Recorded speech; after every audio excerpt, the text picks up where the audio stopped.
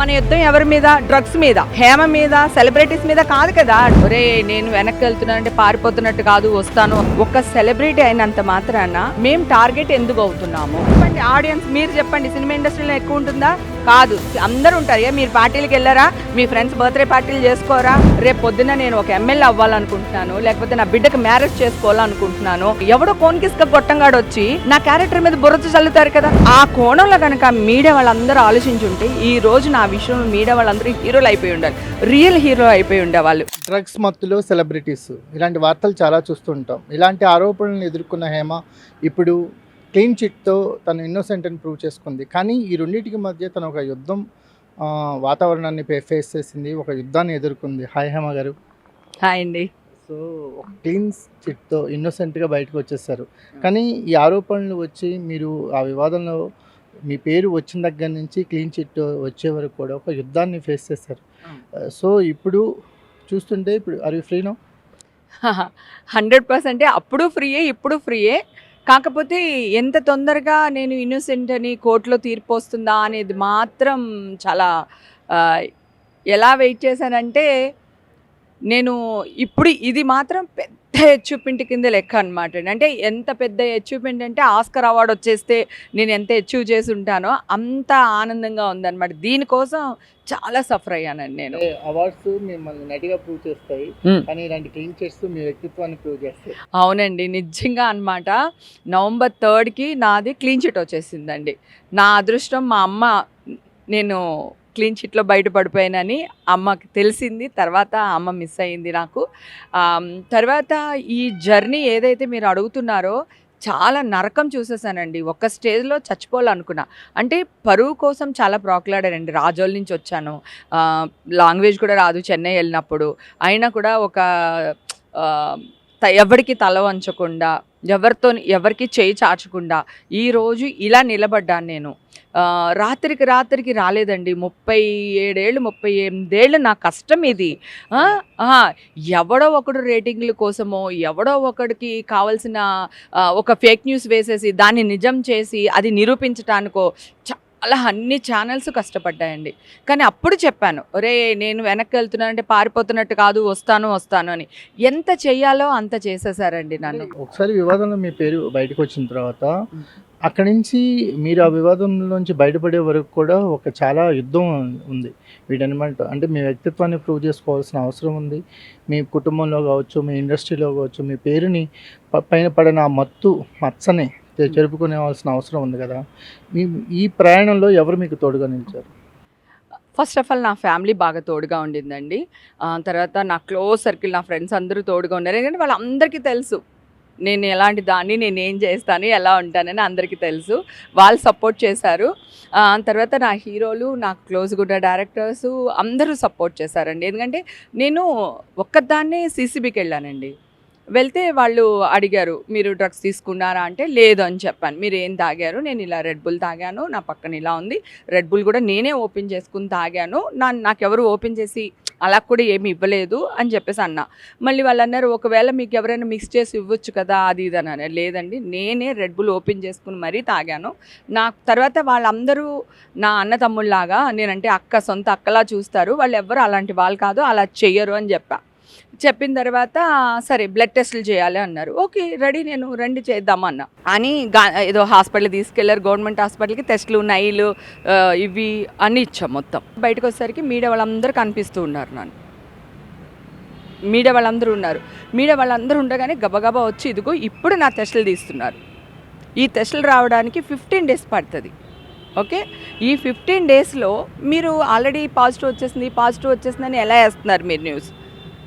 ఈ టెస్టులు వచ్చే వరకు ఆగాలి కదా. ఒకవేళ ఆల్రెడీ వాళ్ళకి టెస్టులు ఉండుంటే నావి మళ్ళీ ఎందుకు తీశారు? అవసరం ఏముంది?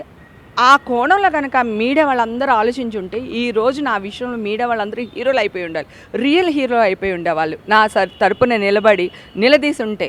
అంతమంది ఉన్నారు కదా పార్టీలో, 150 మంది 200 మంది ఉన్నారు. సెలబ్రిటీని అనే కదా మీరు న్యూస్ వేశారు, మరి మిగతా వాళ్ళందరినీ ఎందుకు వేయలేదు? సో మీడియాలో కూడా నా గురించే న్యూస్ వేశారు. నేను కూడా 100లో ఒక దాన్ని కదా. ఇంతకుముందు కూడా అంతే, ఒక ఛానల్ టార్గెట్ చేసి పుడింగ్ ఎలిమెంట్లో హేమ ఉంది, ఇంకొక సోకాళ్ళ అమ్మాయి ఉంది, ఒక హీరో కూతురు ఉంది, వాళ్ళు ఉన్నారని వేస్తున్నారు. వేసినప్పుడు మీరు ఇలా క్లీన్ చిట్ వచ్చినప్పుడు కూడా వెయ్యాలి కదా. క్లీన్ చిట్ వచ్చినప్పుడు మాత్రం నేను అడుక్కుంటున్నాను, నాకు ఈ స్తోమత ఉంది, నేను ఒక ఛానల్ ఎండి దగ్గరికి వెళ్ళగలుగుతున్నాను, లేకపోతే ఒక ఛానల్ సిఇఓ దగ్గర కలవగలుగుతున్నాను. కలవలేని వాళ్ళ పరిస్థితి ఏంటి? ఒక సెలబ్రిటీ అయినంత మాత్రాన మేము టార్గెట్ ఎందుకు అవుతున్నాము? Easy target. తర్వాత మీ ఛానల్ వాళ్ళందరూ నాకు ఒకటి చెప్పండి, మనం సమాజంలో ఉన్న చీడ పురుగుల్ని వేరడమో లేకపోతే టెర్రరిస్టులకి సంబంధించిన వాళ్ళని అవేర్నెస్ తీసుకురావడమో, లేదా చీటింగ్ చేసే వాళ్ళనో లేకపోతే ఇలా డ్రగ్స్ తీసుకునే వాళ్ళనో డ్రగ్స్ మీద యుద్ధం చేయాలి, లేదా ఇప్పుడు జిహాద్ అని ఇవన్నీ వస్తున్నాయి కదా, టెర్రరిస్టులని, దేశద్రోహులు, వీళ్ళందరినీ ఎలా క్లీన్ చేయాలి, ఎలా మనం ప్రజలందరూ కలిపి గవర్నమెంట్కి కానీ పోలీస్ డిపార్ట్మెంట్కి కానీ ఎలా సేవలు అందించాలి అనేది కదా మనకి కావాలి. ఇప్పుడు నన్ను టార్గెట్ చేసి నా మీద న్యూస్ వేయడం ఏంటి? డ్రగ్స్ తీసుకుంటే ఇలా అవుతుంది, డ్రగ్స్ తీసుకోవడం వల్ల ప్రాబ్లం, డ్రగ్స్ తీసుకోవడం వల్ల మీరు మీ లైఫ్ కోల్పోతారు, మీ ఫ్యామిలీ కోల్పోతారు. నేను ఒక్కదాని కాదండి, ఎవరు సెలబ్రిటీ వచ్చినా కాదు, ఏ సెలబ్రిటీ వచ్చినా లేకపోతే ఏ నార్మల్ అబ్బాయి వచ్చినా అమ్మాయి వచ్చినా మన యుద్ధం ఎవరి మీద? డ్రగ్స్ మీద, హేమ మీద, సెలబ్రిటీస్ మీద కాదు కదా. డ్రగ్స్ని ఎలా నిర్మూలించాలి అనేది కదా మనకి కావాలి. అది మానేసి హేమ వెళ్ళింది, ఇది వెళ్ళింది, అది వెళ్ళింది అని పొద్దు నుంచి రాత్రి దాకా ఈ హీరో కూతురు వెళ్ళింది, ఆ హీరో కూతురు వెళ్ళింది, లేకపోతే ఆ హీరో వెళ్ళాడు, మరి ఏంటి ఇండస్ట్రీలో మళ్ళీ ఇంకొక అగాధం, మళ్ళీ డ్రగ్స్ కేసులో ఎందుకు గొంతు చించుకుని అరుస్తున్నారు? మీదేంటి? మనం మెరుగైన సమాజం కోసం మీ ఛానల్స్ అన్నీ వర్క్ చేయాలి. సో మన యుద్ధం ఎవరిపైన? శత్రువులపైన. శత్రు ఎవరు మనకి? ఒకవేళ ఈ కేసులో తీసుకుంటే డ్రగ్స్ అవేర్నెస్ క్రియేట్ చేయాలా, లేకపోతే డ్రగ్స్లో విక్టిమ్ అయిన వాళ్ళని ఇలా ఫోటోలు వేసి వాళ్ళ ఫ్యామిలీని రోడ్డు మీద లాగేసి, అసలు మనకి రూల్లో కూడా లేదండి మా ఫోటోలు కానీ ఏది వేయకూడదు, కానీ వేస్తారు, మమ్మల్ని ఏమో దొబ్బుతారు. సెలబ్రిటీ అయినంత మాత్రం కాదు మేడం. ఇప్పుడు మామూలుగా ఈ పార్టీ కల్చర్ అనేది సినిమా ఇండస్ట్రీలో ఎక్కువగా ఉంటుంది. ఏ సినిమా ఇండస్ట్రీలోనే ఎక్కువ కాదు చెప్పండి, ఆడియన్స్ మీరు చెప్పండి, సినిమా ఇండస్ట్రీలో ఎక్కువ ఉంటుందా? కాదు, అందరూ ఉంటారు. ఏ మీరు పార్టీలకు వెళ్ళారా? మీ ఫ్రెండ్స్ బర్త్డే పార్టీలు చేసుకోరా? పార్టీలకు వెళ్తాం. పార్టీ కల్చర్లో అలా కాదు మేడం, పార్టీ కల్చర్లో ఈ డ్రగ్స్ కూడా ఒక part of the party culture అవుతున్నాయని మీ సినిమా వాళ్ళనే కాదు జనరల్గా కూడా జరిగే పబ్స్ టార్గెట్ చేస్తారు అంటున్నాను నేను. ఇప్పుడు నేను సినిమా అమ్మాయిని కాకపోతే ఎవరో కోన్కిస్గా గొట్టాన్ని నా పేరు వేసేవాళ్ళ మీరు? నా గురించి న్యూస్ వేసేవాళ్ళ మీరు? వేయరు కదా. మన టార్గెట్ విక్టిమ్ కాదు, డ్రగ్స్ మీద యుద్ధం చేస్తున్నాం. డ్రగ్స్ తీసుకోకూడదు. అసలు డ్రగ్స్ ఎలా వస్తున్నాయి, ఎక్కడి నుంచి వస్తున్నాయి, ఎవరు తీసుకుంటున్నారు, ఆ అవేర్నెస్ క్రియేట్ చేయాలి. పిల్లలు డ్రగ్స్ తీసుకుంటే ఏమవుతారు, పేరెంట్స్ వాళ్ళని ఎలా చూసుకోవాలి, పెద్దోళ్ళు డ్రగ్స్ తీసుకుంటే ఏం జరుగుతుంది అనే దాని మీద యుద్ధం చేయండి అయ్యా బాబు. అది డ్రగ్స్ తీసుకుంది, ఇది డ్రగ్స్ తీసుకుంది, వా డ్రగ్స్ ఎందుకయ్యి? మీ ఫ్యామిలీ ఆ టైంలో మీకు ఎంత సపోర్ట్గా ఉందండి? ఫ్యామిలీ చాలా సపోర్టుగా ఉంది. అందుకే నేను తొందరగా బయటపడగలిగాను. నా హీరోలు కానీ నా డైరెక్టర్లు కానీ అందరూ సపోర్ట్ చేశారు. పర్సనల్గా ఫోన్ చేసి మీకు సపోర్ట్ చేయడం జరిగిందా? ఏమండి, నేను అసలు స్ట్రైట్గా లోపల తీసుకెళ్ళిపోయారండి. నేను ఒక్కదాన్ని వెళ్ళానండి. నేను కనుక డ్రగ్స్ తీసుకుని ఇంకోటి ఉండుంటే నాకున్న బ్యాక్గ్రౌండ్కి, నాకున్న ఇన్ఫ్లుయెన్స్కి ఓ 4-5 లాయర్లు తీసుకుని వెళ్ళేదాన్ని కదా. సో కానీ నా పాపకి హెల్ప్ చేశారు అందరూ. నా పాపని అక్కడ దాకా పంపించారు. నా ఫ్యామిలీని అంతా వాళ్ళే చూసుకున్నారు, లాయర్ని మాట్లాడారు. స్వతహాగా 4-5 లాయర్. నేను నిజంగా ఆ రోజు బాధ కలిగింది, కానీ ఇప్పుడు తలుచుకుంటే నవ్వొస్తుంది. 4-5 లాయర్లు అండి నాకు బెయిల్ పిటిషన్ పెట్టినప్పుడు వచ్చిన వాళ్ళు. ఇక్కడ హైదరాబాద్ నుంచి 2 లాయర్లు వచ్చారు, అక్కడ కర్ణాటక నుంచి ఒకళ్ళు వచ్చారు, తర్వాత మేము పెట్టుకున్న లాయరు, మొత్తం ఇంతమంది వచ్చి అక్కడ వాదించారు. సో బికాస్ ఆఫ్ మీడియా మేము చాలా సఫర్ అవుతున్నాం. మీడియా వాళ్ళకి మేము డ్రగ్స్ తీసుకున్నది ప్రాబ్లమా, అంటే ఇండస్ట్రియల్ డ్రగ్స్ తీసుకుంటున్నారని ప్రాబ్లమా, లేకపోతే అసలు డ్రగ్స్ లేని హైదరాబాదు, డ్రగ్స్ లేని మన ఏపీ తెలంగాణలో చూడాలనుకుంటున్నామా? నాకు అది అర్థం కావట్లేదు. టార్గెట్ ఎవరిని చేస్తున్నారు? మమ్మల్ని చేస్తున్నారా? ఎందుకు చేస్తున్నారు? ఈరోజు నా డ్రగ్స్ కేసు కొట్టేసి 3 months అయిపోయింది. November 3rd కొట్టేశారు. ఇన్ని రోజులు ఒక్క న్యూస్ అయినా వేశారా కొట్టేశారని? అదే కనుక ఇప్పుడు నేను కనుక రోడ్డు మీద ఎవరైనా లాగిపెట్టి కొట్టాననుకో, ఏం కొట్టేసిందని న్యూస్ వేస్తారు. ఇది తప్పు కదా అంటున్నాను. అప్పుడు నేను నష్టపోయాను. వేశారు, మీకు ఎలాగోలా న్యూస్ వచ్చింది, వేశారు. కానీ కొట్టేసినప్పుడు ఎందుకు న్యూస్ వేయలేకపోయారు అనేది నాకు కోపం అండి. అందుకే నేను పంతం పట్టి ప్రతిరోజు అందరికీ, నాకు తెలిసిన వాళ్ళకి తెలియని వాళ్ళకి కాల్స్ చేసి నా కేసు కొట్టేసరి మీరు వేస్తారా లేదా, రేపు పొద్దున్న నేను ఒక ఎమ్మెల్యే అవ్వాలనుకుంటున్నాను, లేకపోతే నా బిడ్డకి మ్యారేజ్ చేసుకోవాలనుకుంటున్నాను, నేను ఇంకొకటి ఏదో ఎదగాలనుకుంటున్నాను, ఎవడో కోన్కిస్క గొట్టంగాడు వచ్చి నా క్యారెక్టర్ మీద బురద చల్లుతారు కదా. ఆల్రెడీ నేను ఒక కష్టంలో ఉన్నాను, నేనేంటో అందరికీ తెలుసు. వచ్చి నా క్యారెక్టర్ గురించి మాట్లాడి ఇది ఈ క్యారెక్టర్, ఆ క్యారెక్టర్, ఇది ఇది అని మాట్లాడుతున్నారు. మీరు అసలు ఆడవాళ్ళేనా అని అడుగుతున్నా. చాలామంది మీద నేను కేసులు కూడా వేశానండి. కేసులే కాదు, కోర్టుకు కూడా వేశాను. నేను క్రిమినల్ కేసులు వేశాను, పరువు నష్ట దాబా కూడా వేశాను. నేను తిట్టాలంటే ఎంతసేపు, నువ్వు డాష్ అంటావు, నాకు 2 నిమిషాల పని, నీ క్యారెక్టర్ గురించి మాట్లాడడం 2 నిమిషాల పని. ఆల్రెడీ భగవంతుడు కొన్ని లోట్లు పెట్టారు నా గురించి మాట్లాడిన వాళ్ళకి. అది సరిపోలేదా మీకు? ఈ పాపం కూడా మూటగట్టుకోవాలా? నన్ను ఏడిపించిన ప్రతి ఒక్కడు, ప్రతి ఛానల్కి ఏదో ఒకటి జరిగిందండి.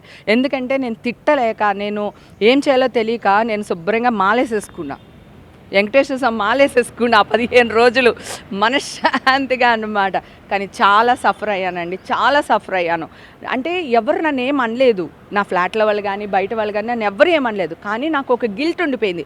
నేను ఏదో ఎవరికైనా ఫోన్ చేయాలంటే అమ్మో ఎత్తుతారో లేదో, ఇది డ్రగ్గిస్ట్, దీని ఫోన్ ఎత్తితే పోలీసులు మళ్ళీ మనల్ని పట్టుకుంటారో, మనం ఎంక్వైరీకి పిలుస్తారు అనే ఒక బాధతో చాలామందికి నేను చేయలేకపోయాను. నరకం చూశాను అనమాట. నరకం అంటే ఏంటంటే చూశాను నేను. కాదు, నవదీప్ కూడా క్లీన్ చిట్ వచ్చింది. నవదీప్ కూడా ఇలాంటి ఆరోపణలు ఎదుర్కొన్నారు, ఆయనకి క్లీన్ చిట్ వచ్చింది. ఇండస్ట్రీలో చాలా మంది డ్రగ్స్ పేరుతో జోడించిన సెలబ్రిటీస్ కానీ నటులు కానీ చాలా మంది ఉన్నారు. వాళ్ళకి తర్వాత క్లీన్ చిట్ వస్తున్నాయి. అసలు ఈ టోటల్ ఇలాంటివి ఎలా చూస్తారు? టోటల్ మీ కోణంలోంచి చూడాలండి. ఇప్పుడు నవదీప్కి అలా అయినప్పుడు ఎంత న్యూస్ వేశారు మీరు, కింద నుంచి పైదాకా వేసి చచ్చారుగా. మరి ఆ అబ్బాయిది కొట్టినప్పుడు ఏం చేశారు మీరు? స్క్రోలింగ్లో వేసేసి న్యూస్లో మధ్యలో ఒక చిన్న న్యూస్ ఇది ఇచ్చేసి వదిలేశారు. ఎందుకు అంటున్నాను, దానికేమో అంత చూపిస్తున్నారు, దీనికేమో ఇలా ఎందుకు చేస్తున్నారు అని అడుగుతున్నాను. నాకు అదే కోపం వస్తుంది. November 3 నా కేసు క్వాష్ అయిపోయింది. ఈ రోజు వరకు ఒక్క ఛానల్లో వేసారా? ఎందుకు వేయలేదని అడుగుతున్నా. ఆ న్యూస్ వేశారు కదా, ఇది కూడా వేయండి అంటున్నాను. ఇంకా ఎంతకాలం అండి మేము పోరాడతాం ఆర్టిస్టులు? ఏది జరిగినా సెలబ్రిటీ, మరి ఒక ఇండస్ట్రీ కోణంలో ఒకళ్ళు పాపులారిటీ. అదే మాకు ఎందుకండి పాపులారిటీ? మాకుంది, మేము సినిమా ఇండస్ట్రీలో బోల్డ్ యాక్ట్ చేసాము.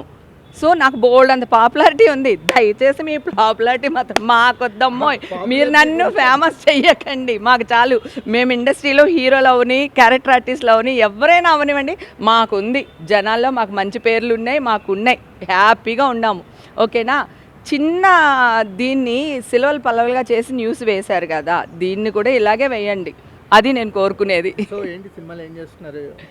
ఇప్పుడు నేను అసలు సినిమాలు చేయట్లేదండి, బిజినెస్లోనే బిజీగా ఉన్నాను.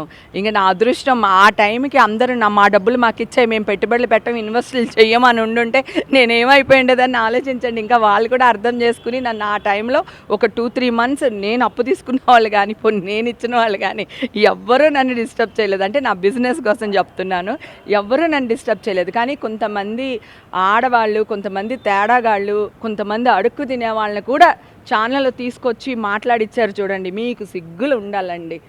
యూట్యూబ్ ఛానల్స్ వాళ్ళని ప్రత్యేకంగా చెప్తున్నాను. నాకు ఛానల్ పేర్లు చెప్పడంలో కూడా ప్రాబ్లం లేదు, కానీ ఎందుకని వదిలేస్తున్నాను. నేను వస్తా, ఇదిగో ఒక్కొక్కటి చేసుకుంటూ వస్తున్నాను మీ స్టూడియోకి, మీ ముందుకు వచ్చి.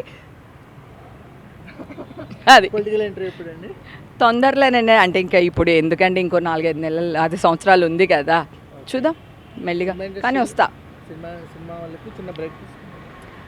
చిన్న బ్రేక్ కాదు, పెద్ద బ్రేకే తీసుకున్నాను. ఇప్పుడు ప్రస్తుతానికి మంచి క్యారెక్టర్లు వస్తే చేస్తానండి. చిన్న చిన్న క్యారెక్టర్లు ఏం చేస్తాము, నేను తీసుకున్న బ్రేక్ ఏం పెద్ద బ్రేక్ ఏం కాదు, మంచి క్యారెక్టర్లు రావట్లేదు. ఇప్పుడు ఒక సినిమా రిలీజ్కి ఉంది, లేచింది మహిళా లోకం అని, మొన్నే జరిగింది కదా ఆడియో ఫంక్షన్, అదిని ఫ్రీ రిలీజింగ్ ఫంక్షన్ జరిగింది.